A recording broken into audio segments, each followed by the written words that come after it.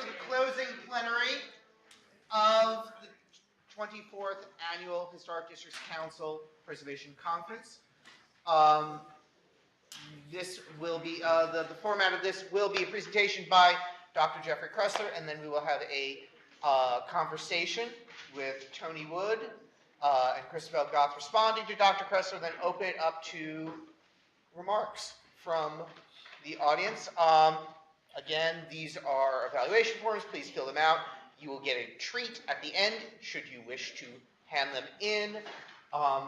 We will also, at the registration desk, we have a limited number of Ms. Goth's book, Undoing Historic Districts, available.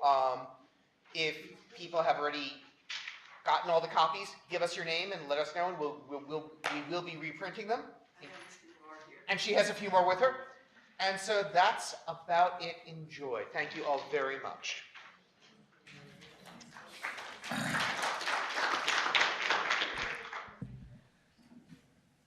The title of this presentation is Losing Its Way, the Landmarks Preservation Commission in the Time of de Blasio. That about sums it up. Does anyone, Tony, any comments?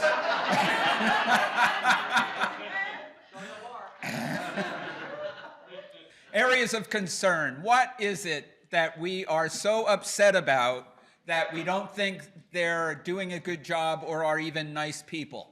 One, there's the question of, I mean, these might be nitpicking, but we have one, commissioner qualifications, as in who are the members of the Landmarks Preservation Commission.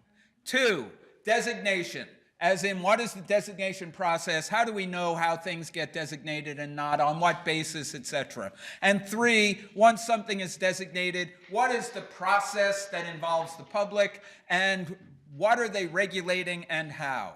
This is going to be a sketchy, incomplete presentation because I can't possibly explain all of it. Number one, why does an affinity for, experience with, or even any passing familiarity with historic preservation disqualify nominees for the Landmarks Preservation Commission? Especially the chair.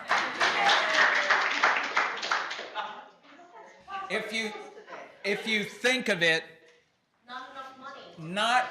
Not only does this chair have no experience in historic preservation, but she is antithetical to the notion of a Landmarks Preservation Commission. So we'll start with that. Secondly,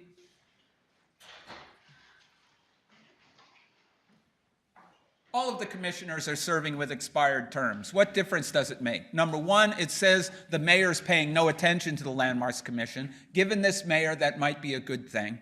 But secondly, it means that you do not have a current engaged commission. The commissioners are at the mercy of the mayor. They can be removed at any time with or without cause. And it kind of compromises the independence of the commissioners and their voices.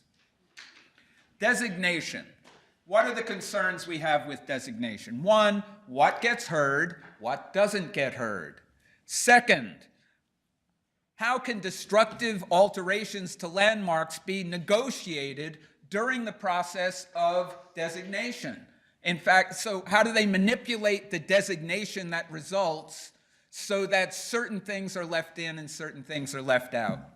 Third, what about the landmarks of the future? Meaning that as buildings become eligible, there's only one requirement for a landmark in the city of New York. It has to be 30 years old. So what's the Landmarks Commission doing as buildings reach that legal age? And finally, something as fundamental as on the merits.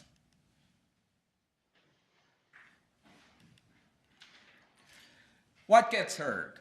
This is Old St. James in Elmhurst, originally Newtown, Queens. Old St. James from 1735. How many buildings from before the Revolution exist in the borough of Queens? How many exist in the city of New York? I mean, one hand. You can count them on one hand, probably. This building was designated in 2017. Whoop-de-doo. For years, when you, I mean, it's in Queens, Archie Bunker, whoop-de-doo. It's in my neighborhood. It's a big deal.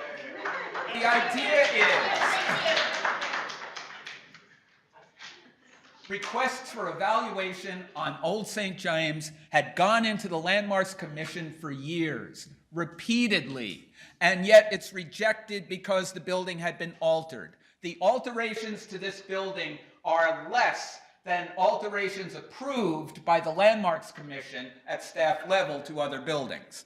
But finally, in 2017, it was designated. But why does it take so long when it's so obviously, it's from before the revolution, for goodness sake. I mean, and yet it was altered. What doesn't get heard? How many of you know that the house where Walt Whitman self-published Leaves of Grass in 1855 still stands? That would be it. I had no idea until Andrew Dolkart let me know and said, oh, by the way, did you know? I said, no. Like, who the heck knows this? I mean, and that is it. The Landmarks Commission is refusing to calendar or consider the Walt Whitman house for designation because do you know why? Walt Whitman would not recognize this. It doesn't look like his house. It's been changed. Well, so we could ask, what would Walt Whitman care? I mean, again, the Landmarks Commission has approved alterations to historic buildings. Okay, they're not quite as egregious as that, but they've approved changes on the notion that certain changes are reversible, so therefore we can allow these changes. And yet, the Walt Whitman house is not going to be allowed to change back into something more historic yet. The jury is still out. How many of you think that this will ultimately be designated? We're going to get there. See, yeah, that's what I'm thinking. Yeah, that event, but like Old St. James, it will take a lot of campaigning, and the question is, why? You know, we're not talking about a minor poet. What does not get heard? The poster child for what does not get heard, of course, is To Columbus Circle by Edward Durrell Stone, originally the Gallery of Modern Art from 1964. The Venetian Palazzo on Lollipops, as Ada Louise Huxtable famously, infamously dismissed it.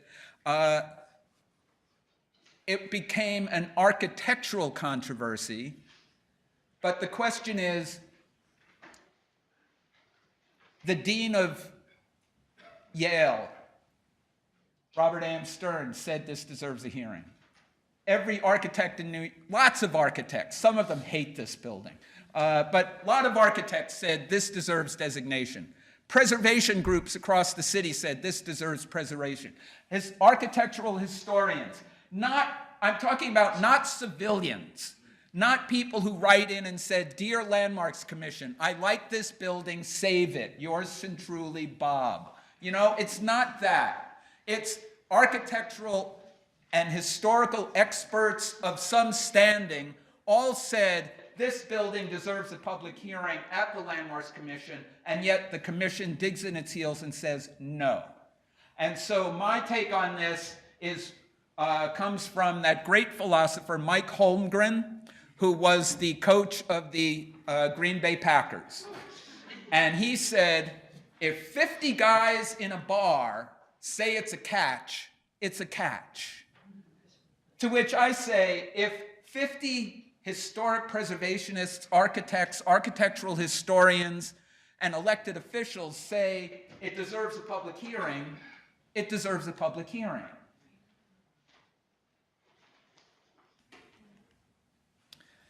Designation should not mean demolition.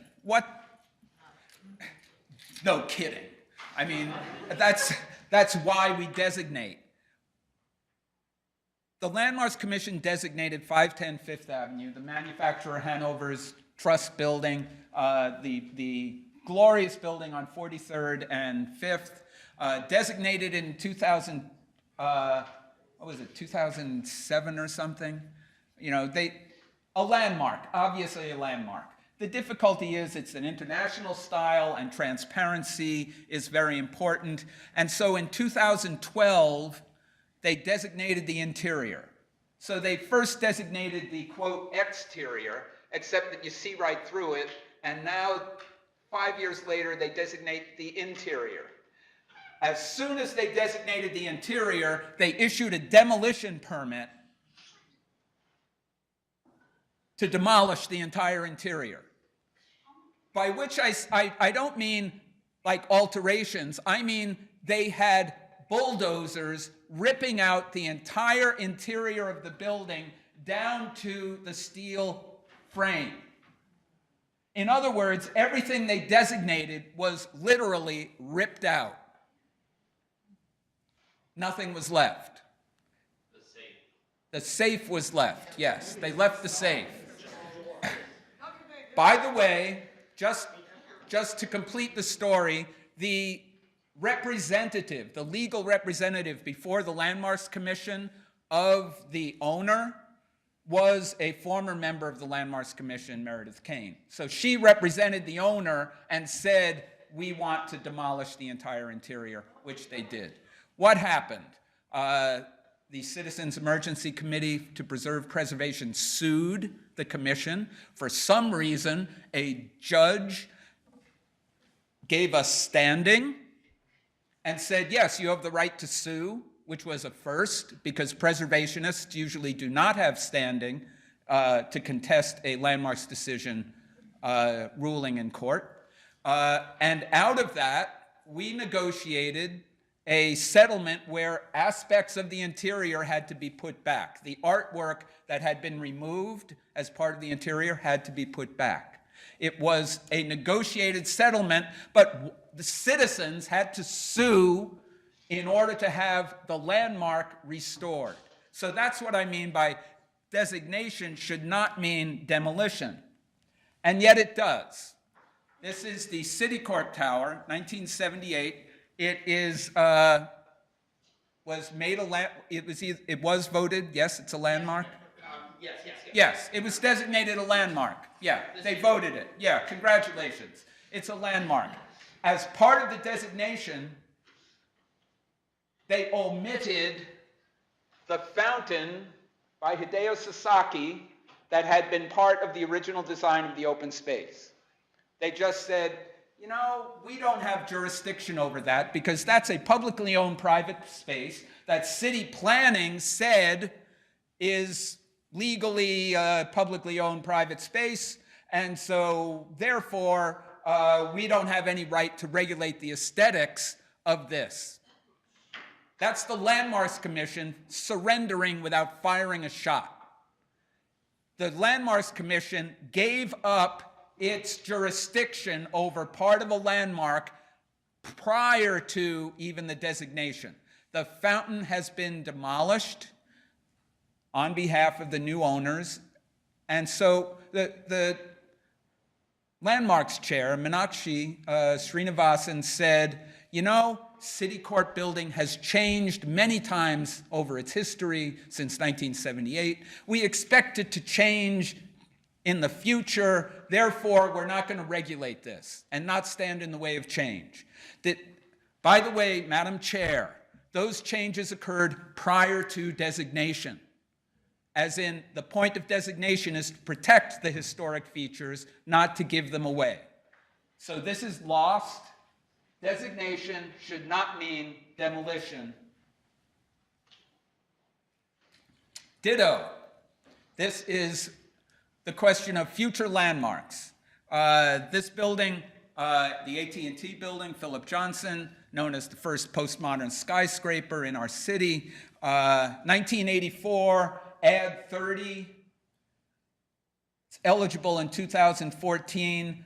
why did the Landmarks Commission not act? In other words, as buildings become 30 years old, do they have items on their horizon that they will say, okay, you're 30, congratulations.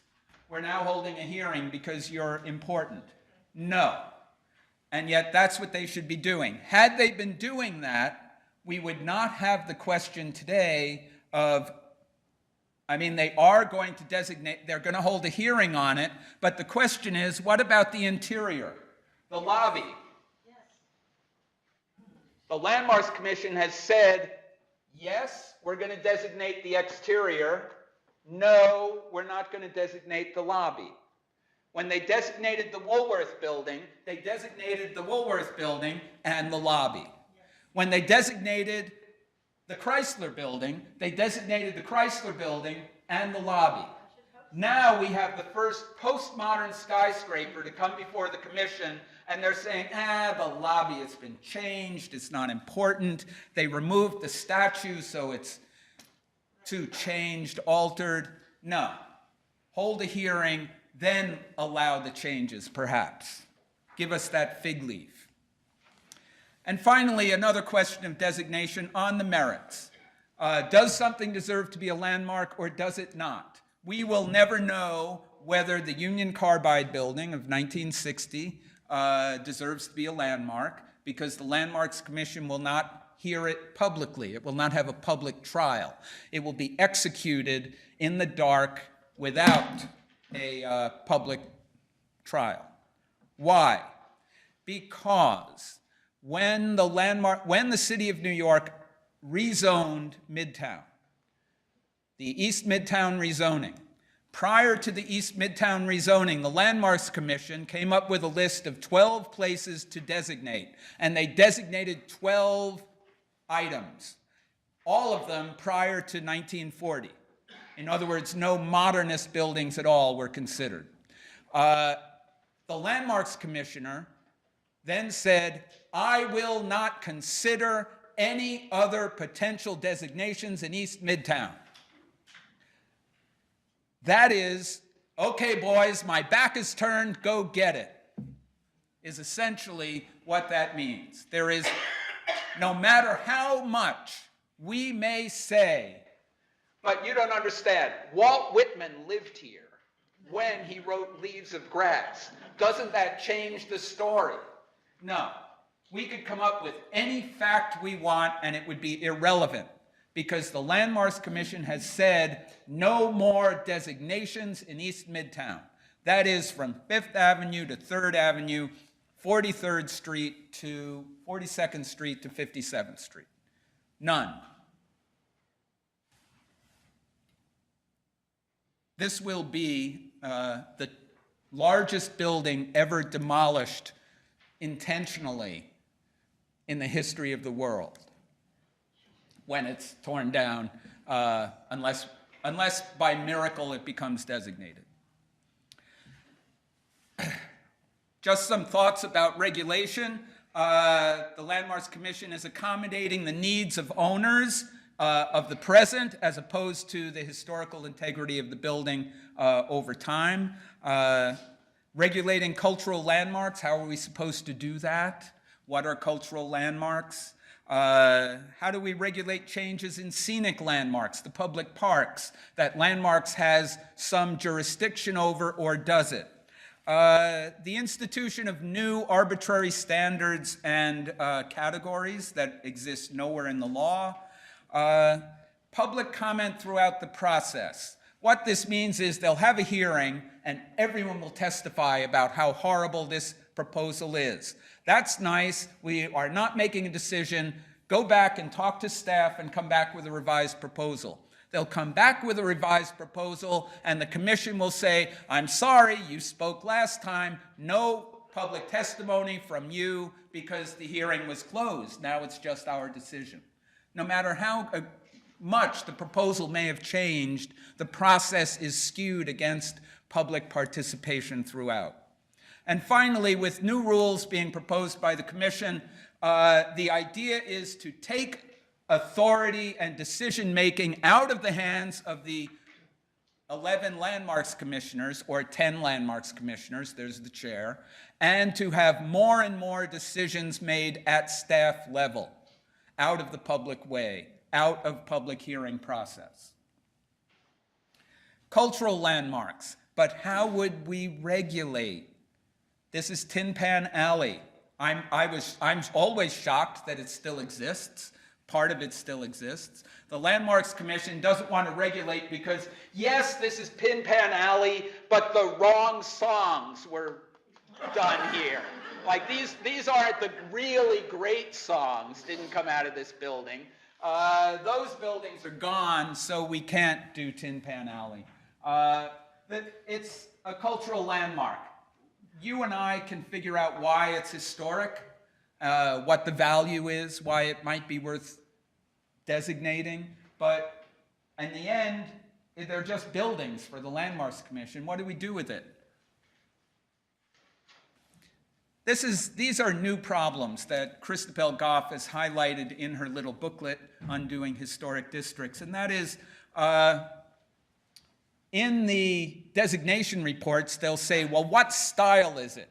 And sometimes the report will say style, none. And so what does that mean? Well, it just means no style is listed here, but it's not an analysis of the building. But now that designation, style, none, is coming to mean, well, if it's no style, then that means whatever.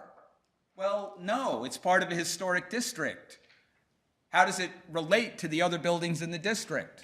And they're fixing on a particular notion of style as defining a district, which is antithetical to the way all of us think about how historic districts function.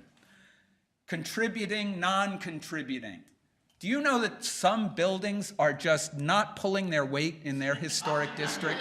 They do not contribute the way others contribute. And therefore, since you are non-contributing, you're going to be non-preserved. Meaning, we don't have to look at those, quote, non-contributing buildings as being an integral part of the historic district. They can go, unlike a contributing building. And finally, there's this odd notion of a period of significance. What period is it we're talking about with any historic district? Now, in my neighborhood, Sunnyside Gardens, it was all built, 1924 to 1929. That is the period of significance, no kidding. I mean, that's clear. But can you say that for Greenwich Village? Can you say that for the Upper West Side, even? Those buildings are built over a half-century span or longer. These categories that the Landmarks Commission is now using to regulate buildings within historic districts exist nowhere in the law. In other words, they're making it up. Just for example, the Greenwich Village Historic District. What period of significance is this? We don't know. Here we have 1970, the Weatherman House on 11th Street. Okay, what period is that? Federal houses in the district. And of course, the Landmarks Commission thought this was an appropriate building to build within the Greenwich Village Historic District and gave the approvals for this building within the historic district. What is the period of significance for this? In other words, trying to impose a uniform kind of analysis onto a historic district is, except in specific unusual cases, like the Prospect Heights apartment district, I mean, those are 1909 to 1929, boom. You've got a period of significance, it's clear. But most of the city doesn't work like that. It's got layers of history that we all experience in every historic district. And those layers of history are what give the district its character, not the specific cornice line. Scenic landmarks. Years ago, the Parks Department would come to landmarks and say, we want to do this in the park. and landmarks would have a public hearing, and then yay or nay, and the Parks Department would have to deal with what the Landmarks Commission said are their objections to their plans for Prospect Park, Central Park, Fort Greene Park, Riverside Park. They had to have the approval of landmarks. Now, the Landmarks Commission has declared, you come to us, we'll give you our opinion, but really, do whatever you want. In other words, they have backed away from protecting our scenic landmarks, our public parks, by yielding to the Central Park Conservancy in this case. By the way, this is what they want to do in Central Park, in case you didn't know. This is the walk by the lake going up to the Belvedere Castle. Apparently this roadway is a little crooked, so they want to make it straight. It's actually too steep at the end. And they want to make it smooth. And it's a little steep. It's hard for those people in wheelchairs to navigate this and all. So we're going to make it smooth and regular for ADA accessibility, which will also permit us to get trucks up there to deliver tents for parties that we could have up here, which obviously they're not going to do. But this is what they're looking at. The Great Wall of Belvedere versus the Olmstedian landscape. That's what they're proposing. And so the question is, will the public have the right to participate in objecting to this in a very forthright way? And will the Landmarks Commission make a stink, or will they simply say, maybe not? Finally, just to belabor the obvious, why do we have historic districts? Why do we have the process of regulation? It's very simple. And this is from the Commission's own damning testimony. They said this themselves. It is hoped that historic district designation will aid in the preservation of the buildings that are still intact and encourage the restoration of the structures that have already been altered. That was maybe like Star Trek, their prime directive. This was their prime directive. How far they've drifted from this goal, I think we can ask. Thank you.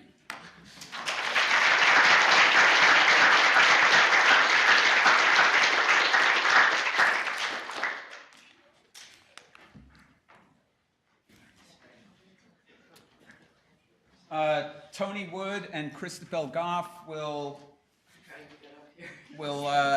add some thoughts on this.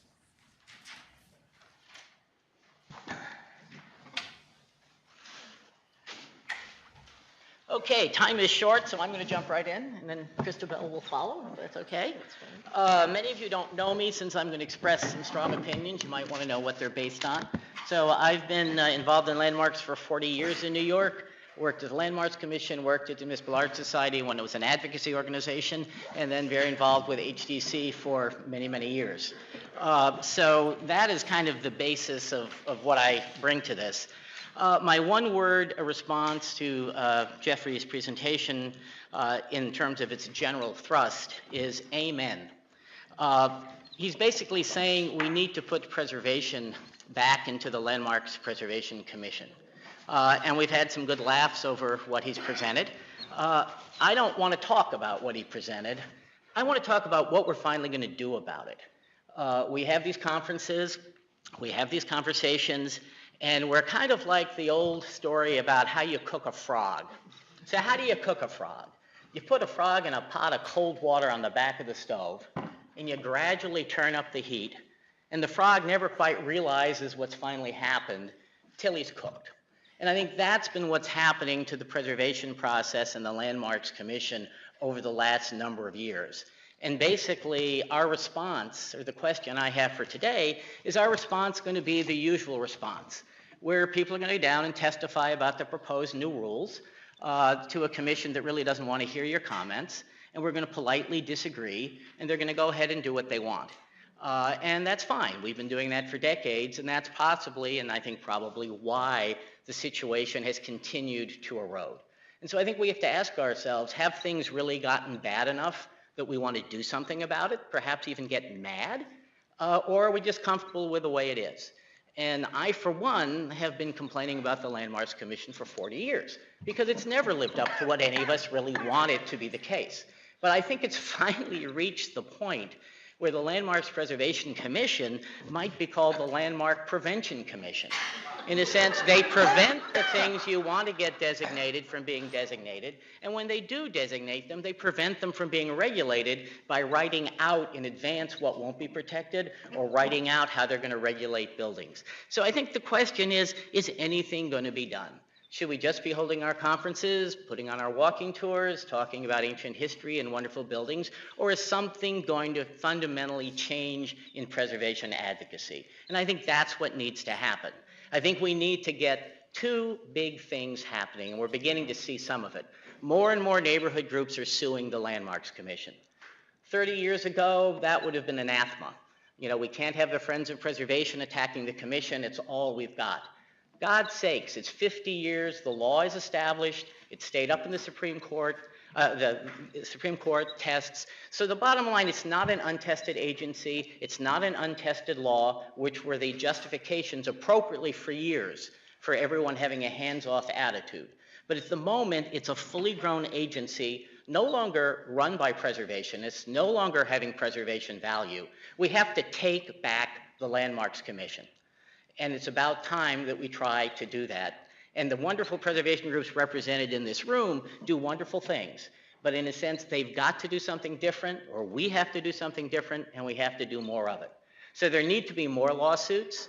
There need to be suits against the commission using Article 78 and some creative legal devices. And there has to be an organized political campaign. And it can't be us trying to rationally explain why one proposed administrative change is going to make a big difference. We have to raise it to the level of what it is, which is the conscious undermining of the Landmarks Law. The Landmarks Law has been operationally rewritten.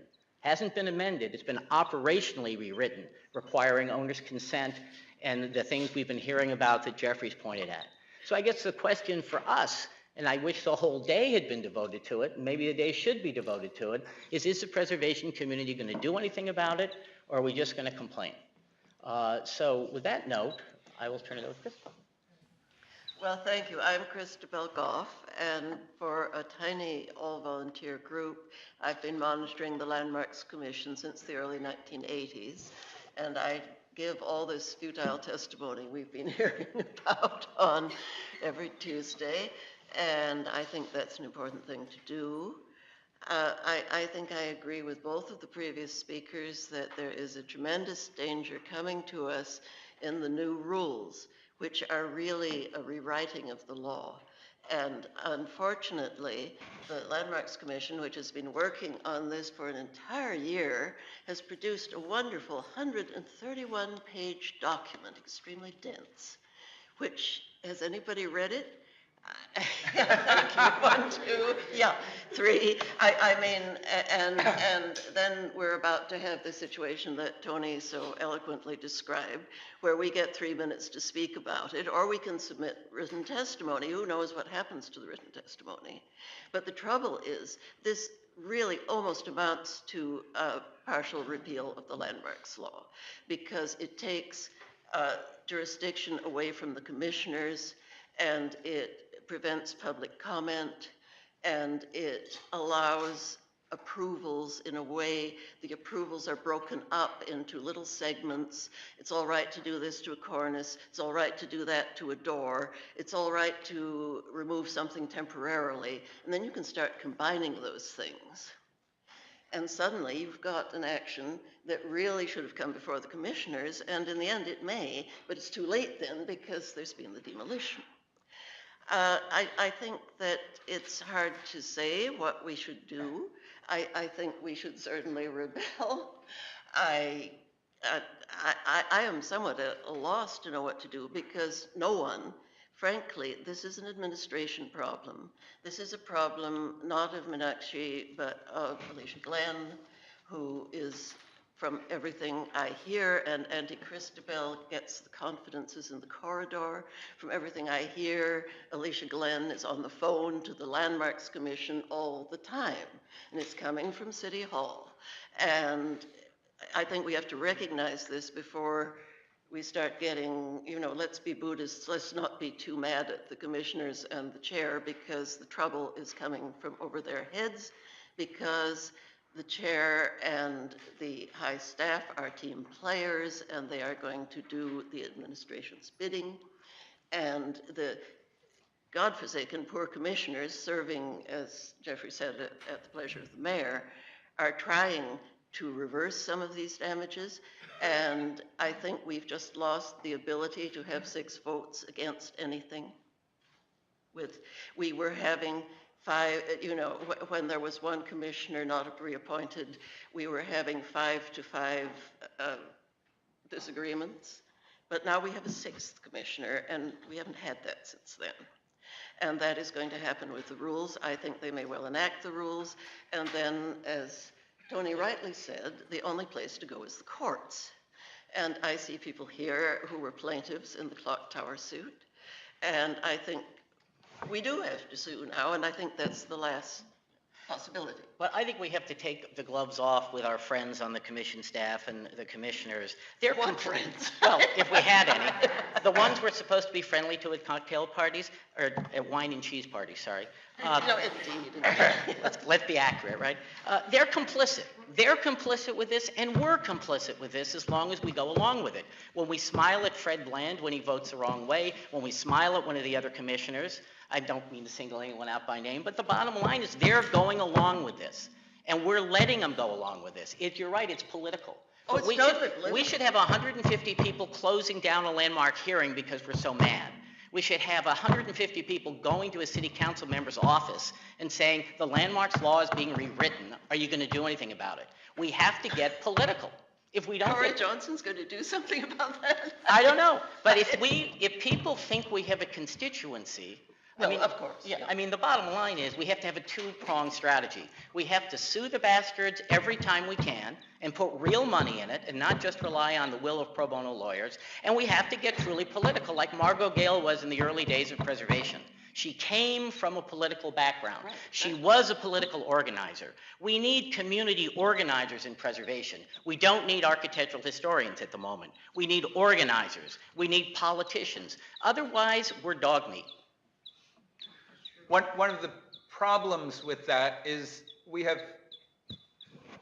no friends in elective office. Or if we do have friends in elective office, there's one here and one there. Gail Brewer, Manhattan Borough President, yes. The other 4 borough presidents, no.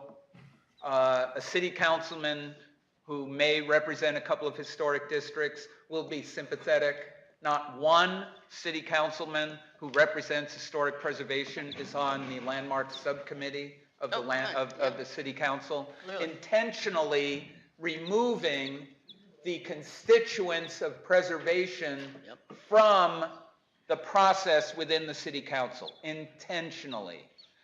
The difficulty is, even if you do have a sympathetic city council member, that person will be so isolated and not have the courage to go against the leadership or his colleagues. They will not, I mean, the old saying of to get along, go along, well, it's beyond that at the city council right now. I mean, if you have a city council member who is your friend, congratulations. Any questions? Questions, comments? No pitchforks, no torches, no obscenities. Okay, those are the rules. Next. Oh, Lynn, that leaves you out. So I have a question about a legal strategy and a question about appealing to the court of public opinion. So the legal strategy comes from sort of, at Tribeca now, people cross the street when they see me because I've been asking for checks for so long. And they have given, I've raised $130,000 over the past few years, and we put 60,000 of that on Michael Hiller. We got 14 minutes in court, count that. 14 minutes of the judge who did not read any of Hiller's work, who issued a opinion of a few pages that basically said, go away. We are appealing, but, I can't raise any more money for Rebecca. I can't. I Whole Foods people ditch me. So it's like, so how do we, I can't raise more money. So that's that side. Then the second side is I had a meeting with the sort of human scale discussion group crowd a few weeks ago. And people are very willing to go down the route of civil disobedience in some way in order to attract public attention, in order maybe in some witty way, but in some carefully selected site to stage something that attracts the Times in a favorable way. Because I think that the larger issues we don't have, to get a bigger constituency of activists, we need New Yorkers to know about us. And just doing it through, a 7,000 email list isn't good. Well, two thoughts on that. The first one on the money. If we were to aggregate the budgets of HDC, the Landmarks Conservancy, the Municipal Arts Society, Landmark West, Friends of the Upper East Side, GVSHP, and go on and on and on, that actually represents a rather significant amount of money. So the question becomes, are we getting that amount of money's worth of preservation at the moment? Is that money being focused on what it's needed? And maybe with big industries, where do you invest your money? Is how companies grow or they don't grow. So I think there's a kind of a question for the larger preservation community. Why is it on the back of your community to have to lead that effort when there should be more support citywide, a defense fund? So just a question to hang out there. On the I thought you might. It's on the agenda. Right. Back, and everybody Yeah. walk away. Yep. The other thing about the public is I think we have a really special opportunity at the moment. In all the years I've been dealing with this stuff, there are more civilians out there who see the city changing so dramatically in front of their eyes more than ever before, whether it's the super talls on 57s, whether it's what's happening in Brooklyn. I think more and more people are seeing change, uncontrolled change threatening their city. So I think that gives an opportunity that there's maybe a larger audience than those of us in this room who are beginning to wake up to this. It reminds me historically in the early 1950s, the announcement was made that the Ritz-Carlton Hotel was going to be demolished, which was this large hotel, very robust, everybody used it, and it shocked people to say, my God, how could that be lost in our city? It was one of the things that motivated MAS and others to start towards the law. I think 270 Park Avenue is kind of today's version of that. If that huge, functioning, profitable building is going to be eaten up, in a sense, that says something about what's going on. So I think there is a moment. We have to take advantage of it. We have to do it seriously. We have to have sophisticated communication and PR devices. We have to have the biggest SOB lobbyists on our side.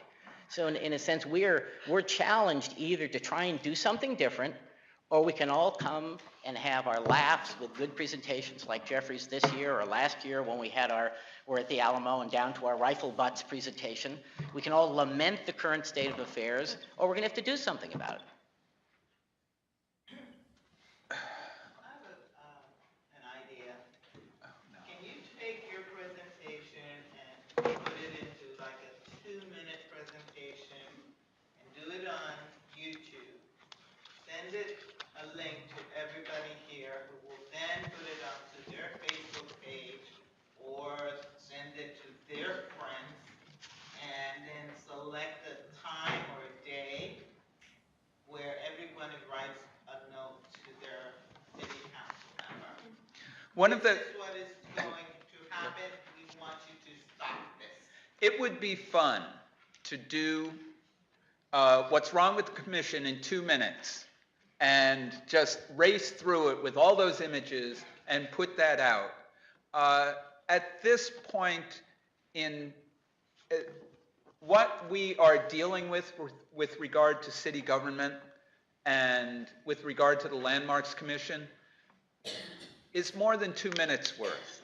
It's an in-depth argument going deep into the law, deep into the regulations. And the problem is we live in a political environment today where I cannot imagine my going to any city council member and having that person sit with me for an hour while I explain the problem in depth and have that person understand it and ask questions. That's so out of the realm of possibility these days. We would not get that amount of time, and we would not get that amount of thoughtful interaction.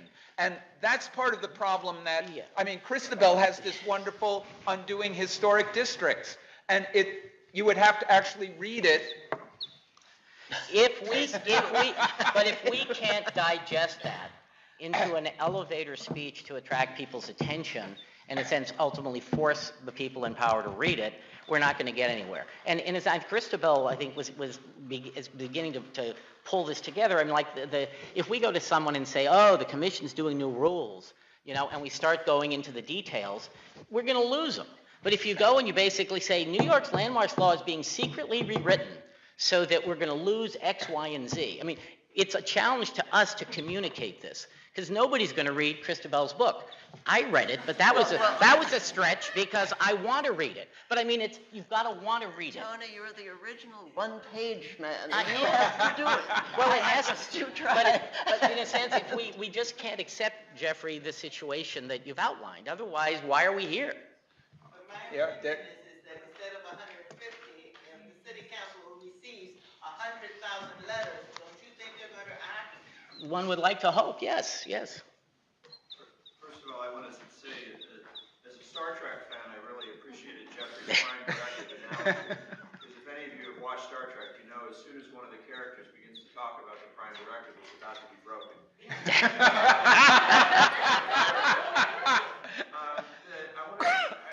wanted to say a little bit about the idea of trying to centralize resources for a legal fight. I think the challenge I see with that is that most of the legal fights are really they're about specific cases. They're very neighborhood centric. To try to I'm not sure how practical it is to pool organizational resources and work that way. I think just from a practical point of view, it would be challenging.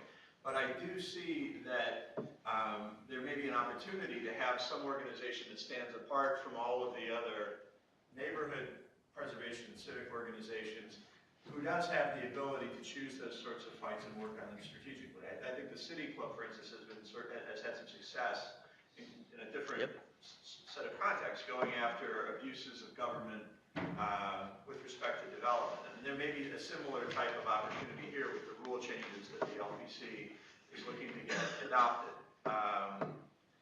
The other thing I wanted to mention, though, is I think when we're talking about attracting more attention to this on the part of elected officials, I absolutely agree that there's no way to get them to understand the ins and outs of what preservation means. The only thing that they would understand was large numbers of people who are absolutely outraged at what's going on across the city. And when you look around, it should not be that challenging to deliver that, because in fact there are large numbers of people who are absolutely outraged about what's going on around the city. Now, these people, though, that we need to attract to this are people who haven't been involved in the preservation discussion so far.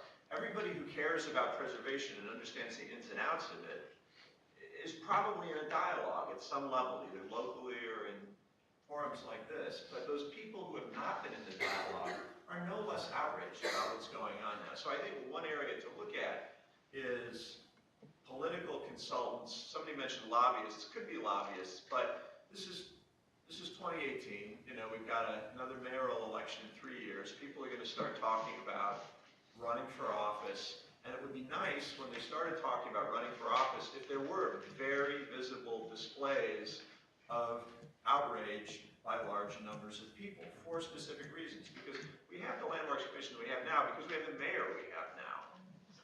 And the next mayor is perhaps our best shot at trying to change things in a really material way. That's not to say we shouldn't try to litigate and find a way to do that, but when we're talking about really changing the landscape, we got to look to the next mayor, and to show there is a common perception of the threat now is probably the best way to influence that discussion when that time comes. It was very disappointing that no one would run against de Blasio despite his preservation record, including a number of people who have complained about his preservation record. So who will be running next time? Who knows? Perhaps one of them will get their courage up. Yeah. One of the things I've wondered about is, why is there so much development going on now? I mean, 20 years ago, you didn't see that much going on. I mean, you saw some, but why is it so much happening now? It's not only in New York, it's all over the country. And actually, that puzzles me. Why is all this, construction going on, development going on when there wasn't before? We are a very successful city. But it's all over the country, 40, not just here. 50 years ago, we were not a successful country. 50 years ago, city. When 50 years ago is when the landmarks law and the landmarks movement started taking off, New York City was in deep decline. We were losing, our population was declining by 1 million by 1980, from 1950. And at that point of decline and abandonment is when historic preservation took root in the city. And so a lot of us are still of the mindset of preservation is to revitalize the city. But what happens when you're in a wealthy city, a successful city, where nothing is too big to be torn down? I mean, think of the they just renovated the Union Carbide building in the last decade. Just gut renovated the whole building, and now they're willing to take it down and put up something bigger, and they'll make money on the deal. The chairman of the Board of Trustees of the New York Public Library, Stephen Schwartzman, made $800 million last year. Yeah. He could tear down the Union Carbide building himself and put up a new one. So the scale of money in the city of New York right now is something that we cannot even grab onto. So I don't know, it's kind of like what Lynn said, the moral outrage and be ridiculous and demonstrate outside of Union Carbide in some foolish way to highlight the notion that this building, which was just renovated, it's cost effective to demolish it and build something 30 more stories. The scale is beyond our thinking. Yeah. But there's also another reason, particularly in New York, which of course is our focus, and that is, I mean, we have inherited, particularly for Midtown, a vision that goes back to Bloomberg and even earlier, that they truly believe that the best future of New York, we must compete with Shanghai. And so in a sense, we have adopted conscious city policies to encourage One Vanderbilt Avenue, to encourage the demolition of 270 Park Avenue. These are not random acts. They are the direct result of city policy that's also going to lead to probably the demolition of the Roosevelt Hotel, the demolition of a half dozen significant buildings in that area are going to be demolished as a conscious result of the city encouraging excessive development there. And using the word excess, Simeon has just flagged us that we have excessively exceeded the time for this panel. And Jeffrey, since it's yours, do you want to bring us home, as they say? I'd like to say go and sin no more, but we're not the sinners. So we're going to have to preach on the streets like Quakers and scream on the lobby in front of the Union Carbide building. Repent. Save your soul and the building. I mean, is that ridiculous enough, Lynn? Is that... We don't need to be ridiculous.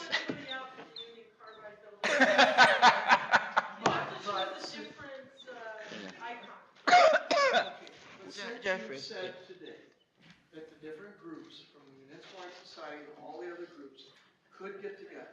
And since Union Carbide from the New York Times and elsewhere is so timely.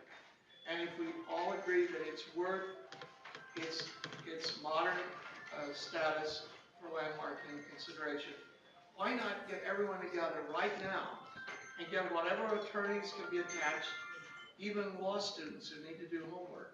Why can't all of that be emphasis From on your this one lips, building yeah, right now, from y- and see what yeah. happens if everyone From your lips this to one the, case. yeah, from your lips to the ears of the board members and staffs of all those organizations, which are great organizations, but the history of getting everyone together in preservation, and there's a rumor that we're a monolithic movement.